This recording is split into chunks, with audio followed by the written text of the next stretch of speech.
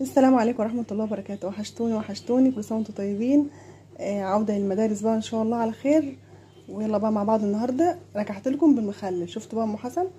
يلا بقى النهاردة هنعمل معاكم مخلل بطريقة سهلة وبسيطة.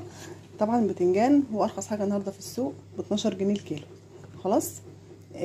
طبعا انا جبته، وطبعا بتشيل العنق بتاع البتنجانة وزي ما انتم شايفين معايا كده. خلاص. وبتغسليها وتحطها في المية وتحطها على النار. انا بقول لكم الكلام ده ليه؟ لان اصلا اول ما جيت اعمل مخلل من زمان كنت فاكره ان انا بغلي الميه واحط فيها البتنجان الاول وبعدين بتسلقيه فيه يعني. لا، فامي لما عرفتهولي قالت لي لا، انت تغسلي البتنجان وتظبطيه وما تفتحوهوش. خلاص، خليه سليم زي ما هو. بتفتحيه لما لما بيتسلق معاكي 3/4 سوا كده، تروحي منزلاه من على النار. خلاص. انا غسلته وحطيت عليه ميه من الحنفيه عاديه خالص وقمتها على النار. خلاص لحد كده كويس. اول ما يتسلق معايا ان شاء الله نص ساعه على النار هوريكم. والخلطه بتاعته برضو هنعملها مع بعض. كملوا معايا الفيديو. بسم الله الرحمن الرحيم. خلاص يا جماعه، البتنجان بتاعنا خلاص اهوت. انا سلقته في الميه زي ما قلت لكم. خلاص اهو انتوا شايفين معايا. انا هحطه في الميه سليم كده، مش هقطعه ولا حاجه. مش هخرمه يعني من الجنب هنا زي البتنجان اللي هو المكبب ده. هحطه سليم زي ما هو كده معايا. يلا بقى نسمي الله ونشوف اللي هتحط في الميه معانا الحدق بتاعه. اول حاجه انا معايا 3 كيلو بتنجان، هتحط عليهم كيس ملح كامل. خلاص.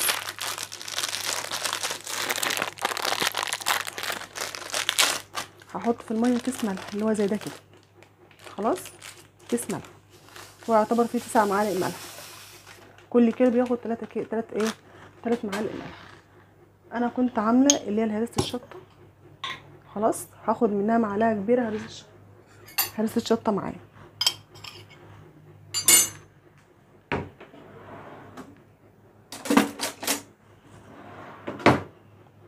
خلاص، هاخد معايا هريسه شطه اهيت كبيره.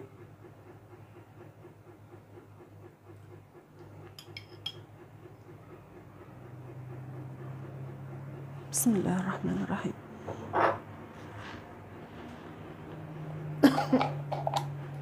وكنت برضو عامله التوم متفرز في التلاجة، هاخد منه معلقه كبيره علشان ما تكتريش فيه عشان ما ينفخش. الشطه يا جماعه بتكون مركزه.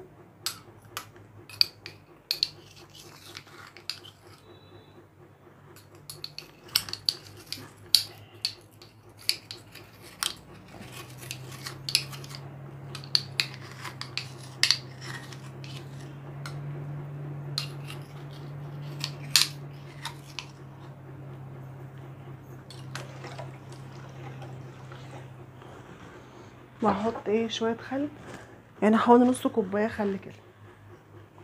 نص كوبايه من الخل معايا، خلي البيت العادي خالص. خلاص. اهم حاجه يا جماعه في المخلل بتاعي ان يكون البتنجان بتاعي ما يكونش تحطوش في البرطمان وهو ساخن لسه. لازم يكون بارد علشان ما يعملش معاك اللي هو الريم اللي هو الابيض اللي بيكون على البرطمان ده. خلاص. والميه تكون مغليه في الكتل ومبردها خالص. خلاص. اللي هتزودي بها المخلل. لازم تكون الميه اللي هتزودي بها المخلل تكون اعلى من البتنجان في البرطمان. خلاص كده معايا. البرطمان معايا مغسول ونضيف اهوت. هعبي فيه المخلل. طبعا هو بارد خالص. هحطه زي ما هو سليم كده. بسم الله الرحمن الرحيم.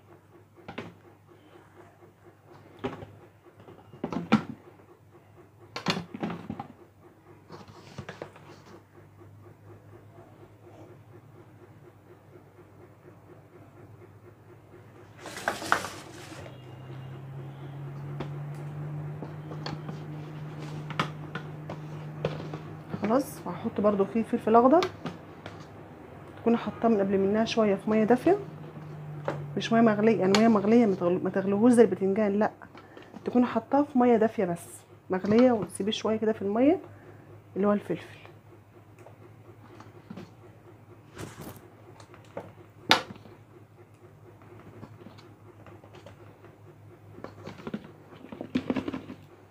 هنعبيه كله وهنسويه زي ما انتم شايفين معايا كده. خلاص. طبعا هرس الشطه انا كنت حاطه فيها خيط زيت بسيط علشان يحفظ الايه الشطه معايا وما تبقاش لها ريحه ومهما تغيب ما يطلعلهاش ريحه وتخيم منك كده. خلاص. ادي المخلل بطريقه سهله وبسيطه يا جماعه، ما هي صعبه خالص. وطبعا لما يبقى عندك مخلل في البيت بتبقى حاجه نظيفه كويسه.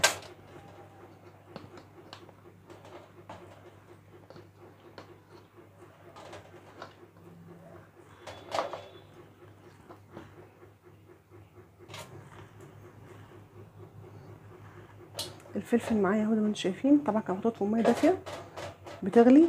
خلاص. هحطه برضو على الايه، على وش المخلل كده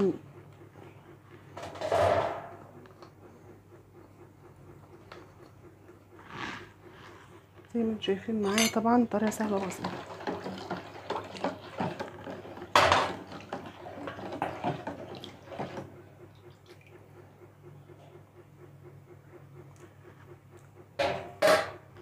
اللي عايز مخلل حادق عن كده براحته ايه يزود الملح، بس هو كيس ملح صغير كافي ان هو يظبط معاك المخلل عشان ما يكونش حادق اكتر من كده.